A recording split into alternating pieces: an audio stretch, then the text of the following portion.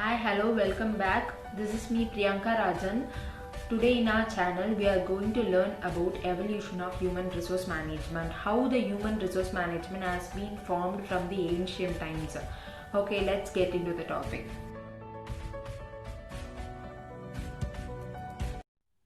In this video, we are going to see about the 7 eras in the evolution of human resource management. The first one is the Industrial Revolution era during the 19th century. The second one is Trade Union Movement era during the end of the 19th century. The third one is Social Responsibility era during the beginning of 20th century. And the fourth one is Scientific Management era, which is between 1900s to 1920s. The fifth one is Human Relations and Behavioral Science era, which is between 1930 and 1960s. The sixth one is Systems and Contingency Approach era, which is from 1960 onwards. The last one is Human Resource Management era, which is from 1980 onwards. Okay, let us see what happened during the Industrial Revolution era. The development of HRM has been started with the Industrial Revolution era that started during 1850s in Western Europe and USA. During that time, the factory system is replaced with the old cottage system. The old cottage system is nothing but where the production of the goods in very small scale, usually done in the home or in the own farm, and then sold it to the local communities where long distance transportation is uncommon. The factory system brought out a number of changes like centralized work location with large number of workers working together and mechanized production process and migration of workers from their place of origin, indirect contact between the owners and the workers. During that time, in order to manage the people in the factory, the three system of HRM has been developed, which first one is recruitment, second one is training, and then control. Okay, let us see what happened during the trade union movement era, which happened during the end of the 19th century. By the name itself, we can come to know during this period only the trade union has been started for the first time. After the emergence of the factory system, the workers started to organize themselves based on their common interests to form the workers' association, which is known as the trade union. The main purpose of this trade union were to safeguard the interest of their members and to sort out their problems like employment of child labours, long hours of working and poor working conditions, etc. Later, the economic problems and wages and employee benefits and services also became a problem, and then the trade union will started strikes, slowdowns, walkouts, boycotts, etc. for their acceptance of their demands. Later, these activities of trade union forced the employers and the managers to adopt the employee grievance handling system. As a result, the arbitration as a means of resolving the conflict between the owners and the workers, it provided a disciplinary practice. That arbitration is the third party which will solve the dispute between the two parties and give the solution. It gave the solution like expansion of employee benefit programs, holiday and vacation time, and clear definition of job duties and job rights, and installation of rational and wage structure. The next one is the social responsibility era, which happened in the beginning of the 20th century. During this period, the owners adopted more humanistic and the paternalistic approach towards the workers. The paternalistic approach is like a philosophy where labor is like a child and owner is like a father. As just like the father take care of his children, the owner has to take care of his labor. It eventually offered number of concessions and facilities to the labor workforce like reduced number of working hours and improved facilities at workplace. It is not like a philosophy, it is a compulsion for the owners to provide these facilities.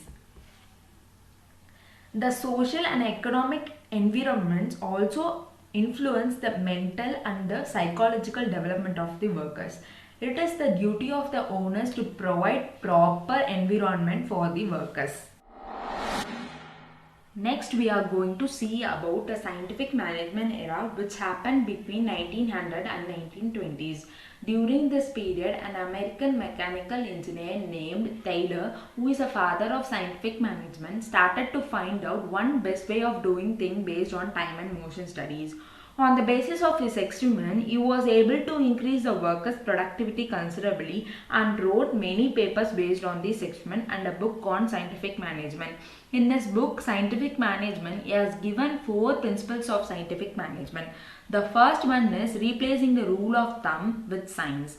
In this, he says that we have to discard the rule of thumb and support the scientific management, which means we have to investigate the traditional method and unify the best practices and develop a standard method. By selecting one best method, it saves time, effort, money and resources. The second one is harmony, not conflict. In this, he says that there should be a complete harmony between the management and workers and a complete mental revolution on the part of both management and workers.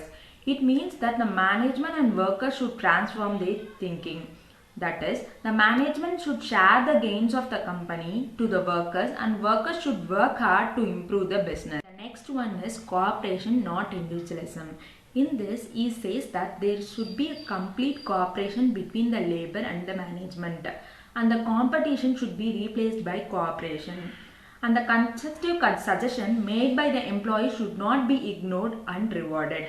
And there should be equal division of work and responsibility between the workers. And the next one is development of each and every person.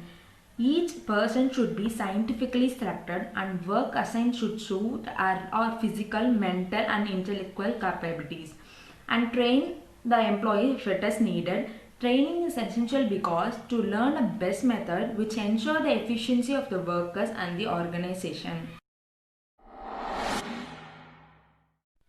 Next one, we are going to see about the human relation and behavioral science era which happened between 1930 and 1960s. Around 1920s, the management researchers gave a close look on human factors at work and variables that affected the people behavior.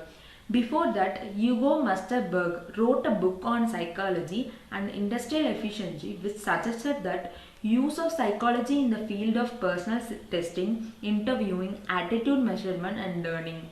This era is also known as industrial psychology era.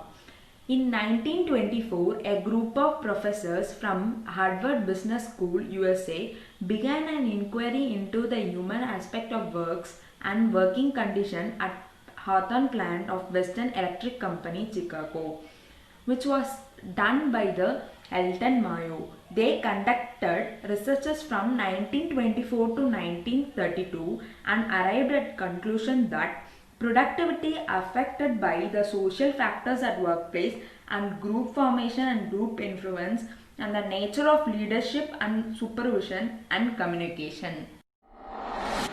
The next one we are going to see about system and contingency approach era, which is from 1960 onwards. In this, it is an integrated approach of all other eras. In this, the management of the HR is based on the empirical data, which means the management is based on the experiments and researches. Here, that system theory which focus on the internal dynamics of the organizational structure and behavior, which focus on plans and policies, value proportion, human resource, financial and marketing resource, corporate image and brand equity, plant, machinery and equipment asset, labor management, interpersonal relationship with employees, internal technology resources and dependencies, organizational structure and quality and size of the infrastructure and financial forecasting, etc. And then while contingency theory focuses on the external dynamics like political factors like government policies and economic factors like inflation and unemployment, social factors like changes in taste and fashion, technological factors like automation in factories, and environmental factors like weather condition affecting sales and production, and competitive factors like the impact of the rival firm which may have the similar product or which may lower its prices. The last one is Human Resource Management era, which is from 1980 onwards. When the factory system was applied in production, large number of workers started to working together. A need was felt that there should be someone who should take care of recruiting, developing and looking after the welfare of these workers. It made the name change from Personnel Department to Human Resource Department. Even the American Society of Personnel Administration, the largest professional association in the field of human resource management, changed its name to the Society of Human Resource Management in 1990. At the academic level also, the title of Personnel Management course has been changed to Human Resource Management course. Here I have given a quote which is said by the Mehen Bairo, which is employees engage with employers and brands when they are treated as humans. Okay viewers, thank you for watching my video. If it is useful, please do like, share and subscribe to my channel and give your comments in the comment section.